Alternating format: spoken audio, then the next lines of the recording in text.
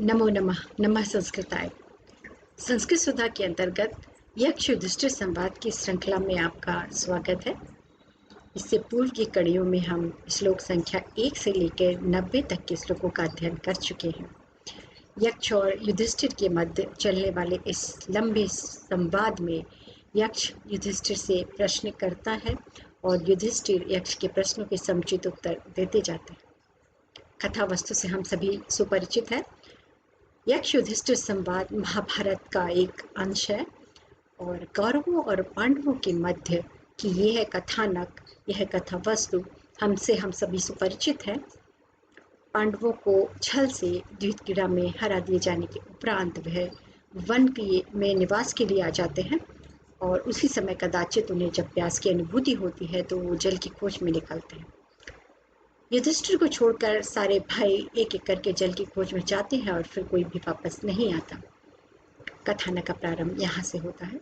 युधिष्ठिर इस बात से आश्चर्यचकित होकर और चिंतित होकर खुद भाइयों की खोज में जाते हैं और अपने भाइयों को एक सरोवर के किनारे मृत देखते हैं। बहुत सारा विचार करने के उपरांत और बहुत विलाप करने के उपरांत जब युधिष्ठिर किसी निष्कर्ष पर नहीं पहुंचते तो वह जल पीकर शांत मन से इस बारे में विचार करने का प्रयास करते हैं। तभी उनको एक आकाशवाणी सुनाई देती है कि ठहरो, इस जल पर मेरा अधिकार है और आप ये जल नहीं पी सकते, क्योंकि मैं इस सरोवर में रहने वाला एक बगुला हूँ और यह जलाशय मेरा है। युधिष्ठिर और भी आश्चर्यचकित होते हैं और वो कहते हैं कि एक जलचर के द्वारा मेरे भाइयों की मृत्यु कैसे की जा सकती है। तो इस बात के लिए वह ये मानने को तैयार नहीं होते हैं और यक्ष से प्रश्न करते हैं कि आप कौन हैं, आपकी वास्तविक पहचान क्या है, आप ये बताइए।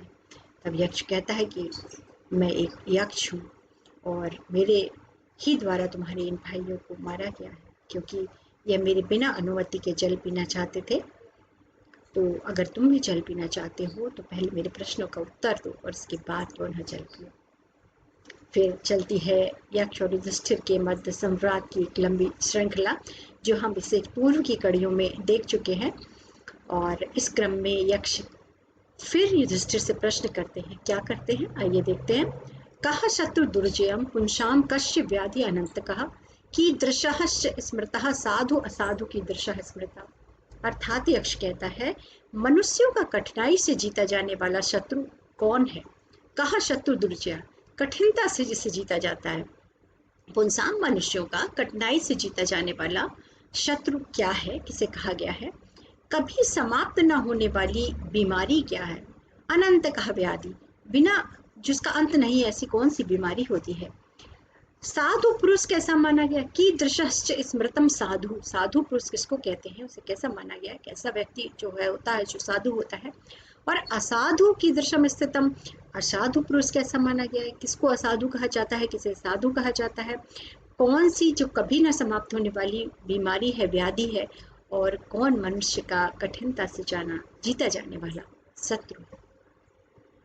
आइए देखते हैं कि युधिष्ठिर क्या उत्तर देते हैं इन प्रश्नों का। क्रोधा दुर्जयम शत्रु लोभो व्याधि अनंत कहा सर्वभूत हिते साधु साधु निर्देहा असाधु निर्देहा स्मृता। क्रोध अत्यधिक कठिनाई से जीता जाने वाला शत्रु है। हम अपने बाकी शत्रुओं को जीत पाते हैं, पर हमारे शरीर के मन के कुछ ऐसे विकार होते हैं जिन पर विजय पाना संभव कम प्रतीत होता है। तो ऐसा ही एक चीज है क्रोध, जिस पर हम प्रयास करते हैं लेकिन यदा कदा परिस्थितियों के वशीभूत होकर हम उस पर विजय नहीं प्राप्त कर पाते हैं। तो इसलिए युधिष्ठिर कहते हैं कि क्रोधा सुदुर्जय, क्रोध अत्यंत कठिनाई से जीता जाने वाला शत्रु।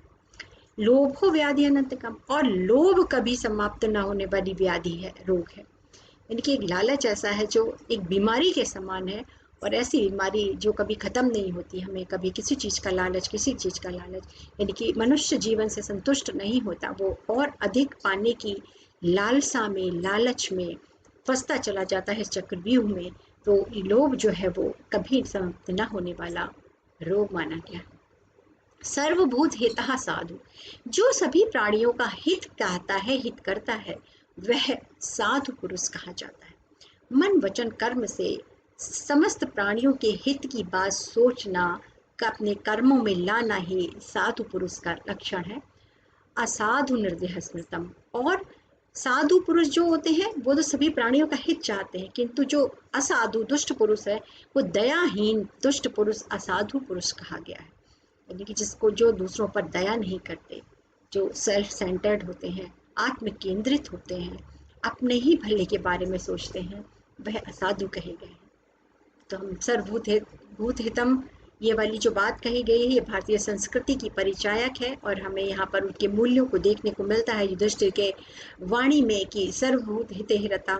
तो ये वाली बात हमेशा ही नीति वाक्यों में और संस्कृत साहित्य में हमें, वेदों में, गीता में, अन्य नीति वाक्यों में यदा कदा सभी इस तरह की भावनाएं जो हैं वो साहित्य में व्याप्त हैं। तो भारतीय संस्कृति की मूल्य परक विशेषता का द्योतक कराने वाले ये संवाद है जो हम देख रहे हैं। यक्ष पुनः फिर कहते हैं, को मोह प्रोच्यते राजन कश्यमान प्रकीर्तितः किमालस्यम चह विज्ञेयम कश्य शोकः प्रकीर्तितः। हे राजन, कह को मोह प्रोच्यते, मोह किसे कहा जाता है? मान क्या कहा गया? कश्यमान प्रकीर्तिता, मान किसके विषय में क्या कहा जाता है कि मान क्या है? किम आलस्यम, आलस्य क्या जानना चाहिए? विज्ञेयम जानना चाहिए। का शोभा प्रकीर्ति, और शोक किसे कहते हैं इसको बताओ। अब युधिष्ठिर इस प्रश्न का उत्तर देते हुए कहते हैं कि मोहो ही धर्म मूढ़त्वम, वास्तव में धर्म के प्रति अज्ञानता ही मोह है। धर्म को समुचित रूप से ना समझ पाना और उसे संकीर्णता में बांध देना ही मोह कहलाता है। मानसताम आत्माभिमानिता, स्वाभिमान का भाव ही मान है। अपने स्वाभिमान का, स्वाभिमान और अभिमान में अंतर है। तो यहाँ पर युधिष्ठिर का तात्पर्य स्वाभिमान से है, स्वाभिमान का भाव ही मान है।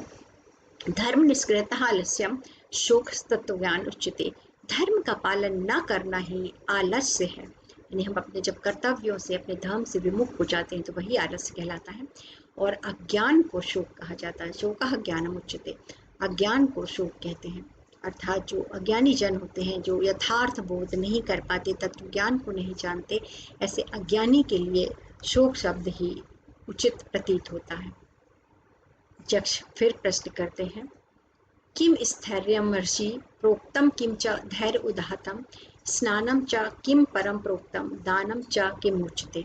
यक्ष ने पूछा कि ऋषियों के द्वारा स्थिरता क्या कही गई है? किम स्थैर्यम ऋषि भी प्रोक्ता, ऋषियों के द्वारा स्थिरता किसको बताया गया? और धीरता क्या कही गई है? किम च धैर्य उदाहतम, धैर्य क्या कहा गया है? उत्कृष्ट स्नान किसे कहते हैं? स्नानम च किम परम प्रोक्तम, जो श्रेष्ठ स्नान है उसे क्या कहा जाता है? और इस संसार में दान किसे कहते हैं? दानम च किम उच्यते, दान क्या कहा जाता है? तब यक्ष के पास इस प्रकार पूछे जाने पर युधिष्ठिर उसके प्रश्नों का समुचित उत्तर देते हैं। और वो क्या उत्तर देते हैं ये हम देखेंगे आगे की कड़ी में।